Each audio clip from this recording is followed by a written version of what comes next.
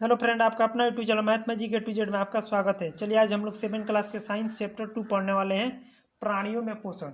चलिए आइए इसका हम लोग क्वेश्चन आंसर देखते हैं। देखिए, जब भी आप ये साइंस पढ़िए ना तो उसमें आपने क्या सीखा इसको जरूर एक बार पढ़ लीजिए। हो सके तो इसको याद भी रखिए, इसमें बहुत महत्वपूर्ण बातें लिखी जाती है। जैसे देखिए, पहला क्वेश्चन है मानव पोषण के मुख्य चरण। देखिए, मानव पोषण के मुख्य चरण कौन है? तो यहाँ पे देखिए कौन है, पोषण एक जटिल प्रक्रम है जिसमें अंतर्ग्रहण, तो पहला में हो जाएगा अंतर्ग्रहण। अंतर्ग्रहण अंतर्ग्रहण, दूसरा पाचन, तीसरा देखिए अवशोषण। अवशोषण, तीसरा देखिए स्वागीकरण। स्वागीकरण,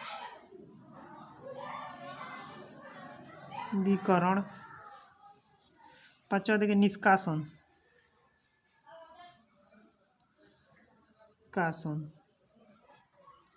नेक्स्ट क्वेश्चन देखिए, मानव शरीर की सबसे बड़ी ग्रंथि का नाम। तो ये सबसे बड़ी ग्रंथि है यकृत। मानव शरीर की सबसे बड़ी ग्रंथि यकृत है।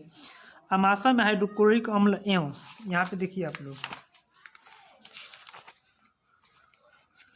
अमाशय का आंतरिक स्तर श्लेष्मा, हाइड्रोक्लोरिक अम्ल तथा पाचक रस। तो यहाँ पे पाचक रस हो जाएगा, पाचक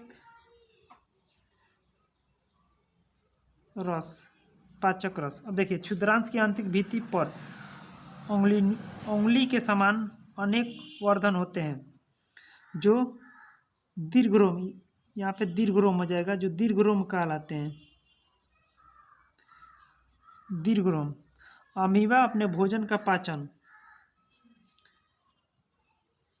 तो देखिए यहाँ पे अमीबा में भोजन का अंतर्ग्रहण पदार्थ की सहायता से होता है तथा इसका पाचन खाद्यधानी, तो यहाँ पे हो जाएगा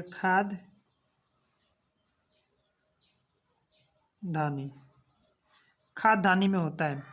देखिए 2 नंबर क्वेश्चन देखिए, सत्य एवं असत्य कथनों को चिन्हित कीजिए।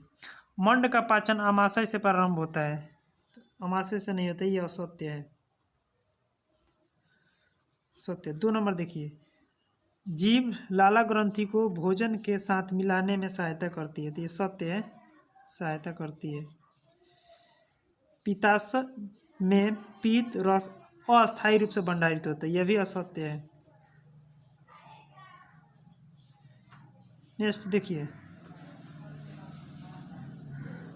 रूमिनेंट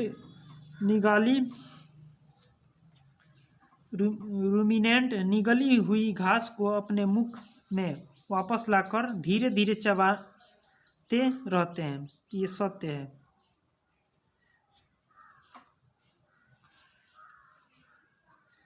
तीन नंबर देखिए, निम्न में से सही विकल्प पर सही का चिन्ह लगाना है। देखिए, अगर जो सही है उस पर सही का चिन्ह लगाना। वसा का पूर्ण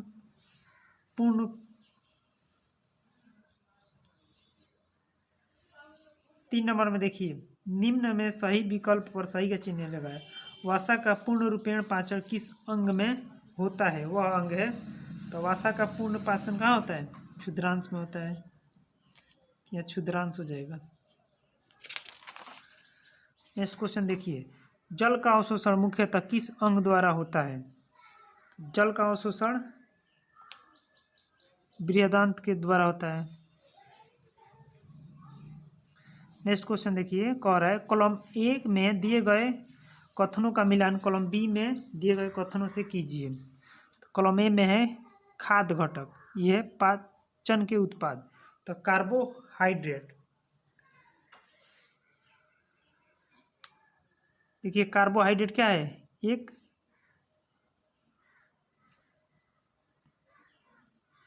शर्करा है। प्रोटीन क्या है? एक अमीनो अम्ल है। वसा क्या है? वसा अम्ल एवं ग्लिसरॉल है, तो ये का शर्करा हो जाएगा, इसका प्रोटीन अमीनो अम्ल है। अब देखिए नेक्स्ट क्वेश्चन पाइए 5 नंबर, दीर्घरोम क्या है? कह रहा है दीर्घरोम क्या है? 6 के आंसर आप लोग देख सकते हैं यहाँ पे।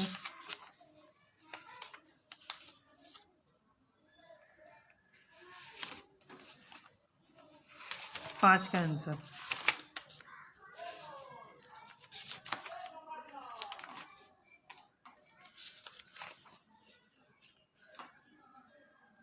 यहाँ से देखा, पचा हुआ भोजन अवशोषण होकर क्षुद्रांश की भित्ति में स्थित रुधिर वाहिकाओं में चला जाता है। इस प्रक्रम को अवशोषण कहते हैं। क्षुद्रांश की आंतरिक भित्ति पर उंगली के समान उभरी हुई संरचनाएं होती है जिन्हें दीर्घरोम अथवा रंध्रांकुर कहते हैं। तो ये 5 का आंसर हो गया। नेक्स्ट क्वेश्चन देखिए 6 का। पित्त कहाँ निर्मित होता है? यह भोजन के किस घटक के पाचन में सहायता करता है? 6 नंबर का आंसर देखिए। यकृत गहरे लाल भूरे रंग का ग्रंथि है जो उदर के ऊपरी भाग में दाहिने दक्षिण ओर अवस्थित होती है। यह शरीर की सबसे बड़ी ग्रंथि है। यह पित्त रस स्रावित करती है जो एक थैली में संग्रहित रहता है जिसे पित्ताशय कहते हैं। पित्त रस वसा के पाचन में महत्वपूर्ण भूमिका निभाती है। 6 का यहाँ से यहाँ तक हो गया। 7 नंबर क्वेश्चन देखिए।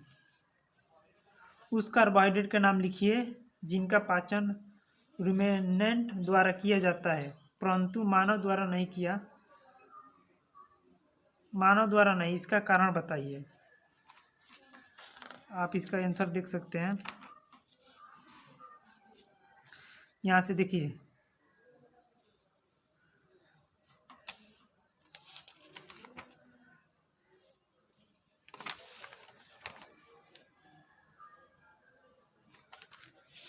सात नंबर का आंसर देखिए।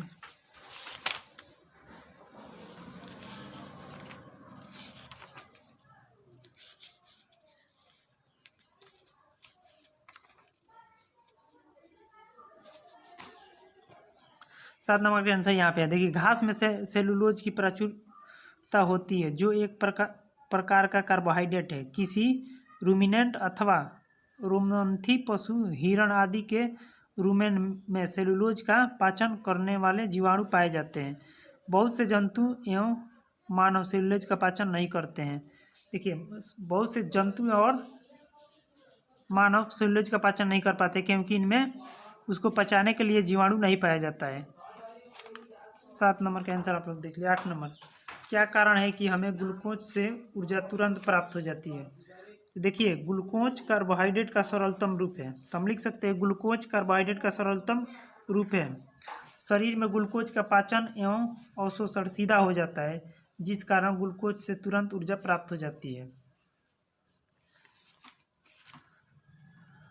9 नंबर क्वेश्चन देखिए। आहार नाल के कौन से भाग द्वारा निम्न क्रियाएं संपन्न होती है? तो देखिए, पचे भोजन का अवशोषण। तो पचे भोजन का अवशोषण कहाँ होता है? छोटी आंत में होता है। तो यहाँ पे हो जाएगा छोटी आंत। दूसरा नंबर, भोजन को चबाना।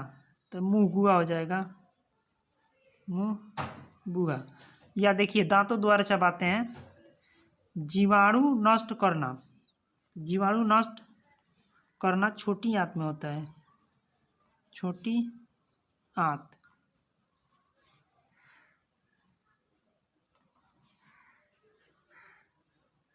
भोजन का संपूर्ण पाचन। तो भोजन का संपूर्ण पाचन कहाँ होता है? देखिए, जीवाणु नष्ट करना ये अमाशय में होता है, अमाशय।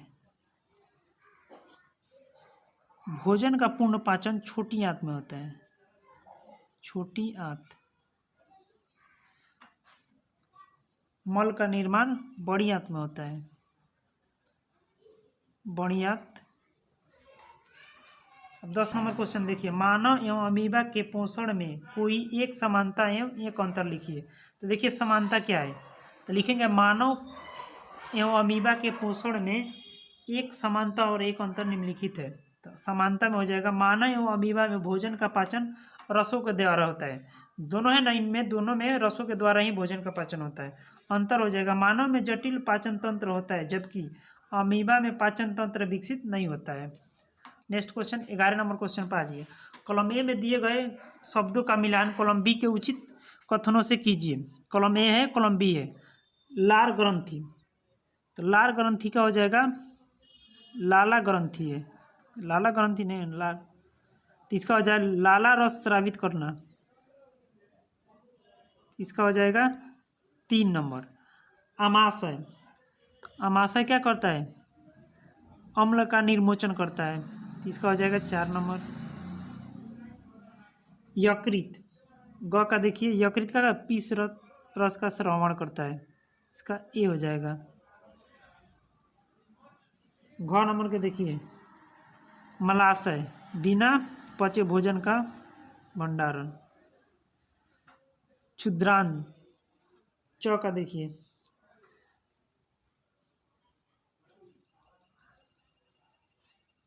एगो है क्षुद्रांत, एगो है बृहदान्त। छ का हो जाएगा 6 नंबर। क्षुद्रांत का पाचन का पूरा होना। नेक्स्ट क्वेश्चन देखिए 12 नंबर। चित्र 2.11 में दिए हुए पाचन तंत्र के आरेखों को नामांकित कीजिए। तो ये आरेख दिया हुआ है, केवल नामांकित कर देना है। तो देखिए ये पित्र है, आप लोग यहाँ देख भी सकते हैं। यहाँ पे देखिए यकृत है, ये पित्र है, ये अमाशय है, अग्नाशय है, ये क्षुद्रांत है, इसको बृहदान्त कहेंगे, इसको मलाशय, इसको गुद्दा। इसका नाम आप लोग वहाँ से भी लिख सकते हैं। 13 नंबर क्वेश्चन पे आ जाइए। क्या हम केवल हरी सब्जियों घास का भोजन कर जीवन निर्वाह कर सकते हैं?